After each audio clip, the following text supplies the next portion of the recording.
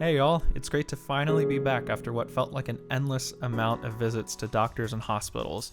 I'm super excited to be playing City Skylines 2, where I will continue to focus on showcasing the possibilities of building without mods or custom assets. My first week of playing around with the game, I settled on the Great Highlands map for the first build series of the city Manchester. Now, let's get started. In City Skylines 2, milestones are based on XP points rather than population, which I feel works better for my playing style. I personally like to spam down service buildings up to about the 5th milestone so that I have parks, trains, water treatment, and mixed-use zoning available whenever I start building my city. To do this, I recommend pausing the game and then spamming down power plants. Each of these small coal power plants are going to give us 300 XP points, so we'll need 3 to get us to our first milestone. At each milestone, we get development points, expansion permits, and most importantly, at this stage of the game, it gives us money. Eventually, you're gonna run out of money doing this, and at that point, you can just delete them to get 75% of your money back. Once we get to that point, I like to start using high schools to spam my XP points, as they give me 500 XP points instead of 300. Once I finish demolishing all of these power plants, and eventually it'll be all the high schools, you'll see that we have way more money than we had at the start of the game. At the start, we were given $500,000, and after spamming these milestones, we will have $3.2 million, which will be just enough to purchase a cheap landmark like the Botanical Gardens.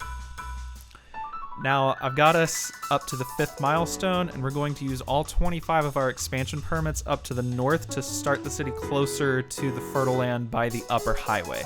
What I like to do is open the natural resources info view and use a dirt road with the freeform tool to outline the fertile land. And it's also a really good idea to terraform a little bit around where your city is going to be, like I'm doing here, just to make sure that it's semi-flat so that we don't get any jarring terrain issues once we start growing our zonable buildings and service buildings. Once I've done all of that, I like to come in with some straight roads in the farm area so that there are at least some 90-degree angles.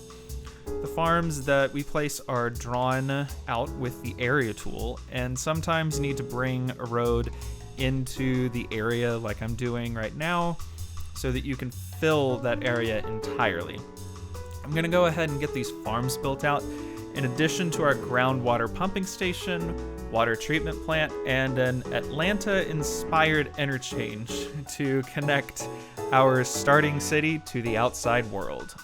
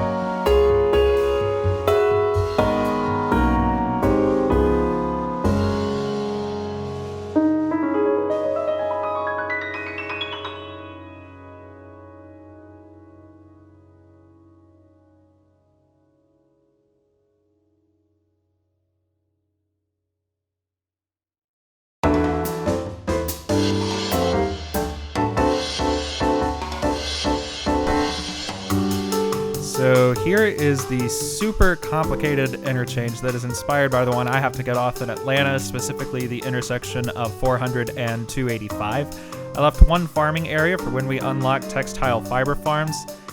And now I'm going to upgrade the main avenue into a 4-lane road and give it some grass and trees as well. We're going to add some small mixed-use zones, alternating between American and European to get a varied look. Small zoning will also help to make sure that our small town doesn't have gigantic towers. I also want to make sure that we save room for parking.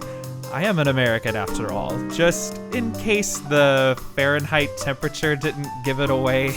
I don't know what a Celsius is, other than it's some kind of energy drink? Question mark? Now, I'm going to time-lapse through the rest of the zoning and building of this town, being super specific about varied zoning. This is especially necessary with the industrial zoning, as I don't want any buildings with smokestacks. If you want an overview of the different zonings, I'm going to leave a pinned comment that has a link to Evo's playlist of asset overviews in City Skylines 2, which has been my reference points for zoning in this game.